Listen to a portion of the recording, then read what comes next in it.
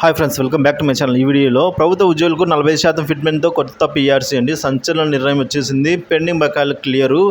So మొత్తం వివరాలన్నీ ఈ వీడియోలో తెలుసుకుందాం. వీడియో ఎక్కడైనా స్కిప్ చేయకుండా ఎంతవరకు చూడండి, అప్పుడే పూర్తి ఇన్ఫర్మేషన్ అర్థమవుతుంది. అలాగే వీడియో నచ్చినట్లయితే లైక్ చేయండి. సో ఆలస్యం చేయకుండా వివరాలకైతే వెళ్ళిపోదాం.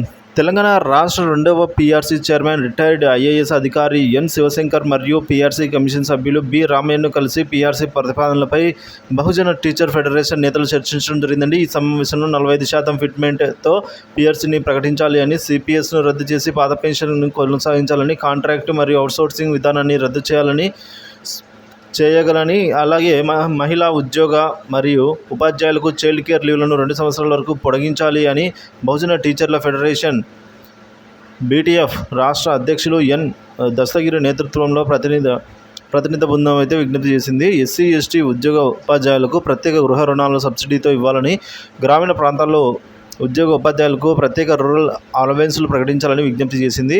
ఒంటరి పురుష ఉద్యోగ ఉపాధ్యాయులకు చైల్డ్ కేర్ లీవ్లు ఇవ్వాలని, అలాగే ఎల్టీసీని పునరుద్ధరించి 1 నెల జీతభత్యాలు ముందస్తుగానే ఇవ్వాలని, రిటైర్డ్ గ్రాడ్యుయేటీని కూడా 16 లక్షల నుంచి 26 లక్షలకు పెంచాలని బీటీఎఫ్ ప్రతినిధులు కోరారు.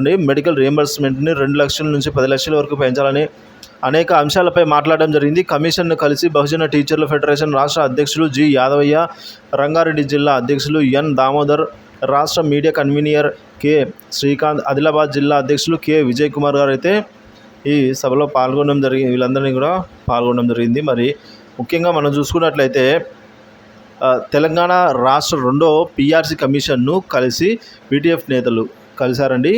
45% ఫిట్మెంట్తో పీఆర్సీని ప్రకటించాలని, అలాగే సిపిఎస్ను కూడా రద్దు చేయాలని అయితే ప్రధానంగా కోరడం అయితే జరిగింది. వీడియో నచ్చితే లైక్ చేయండి, షేర్ చేయండి. ఇలాంటి వీడియోస్ కోసం మన ఛానల్ సబ్స్క్రైబ్ చేసుకోండి. Thank you for watching this video.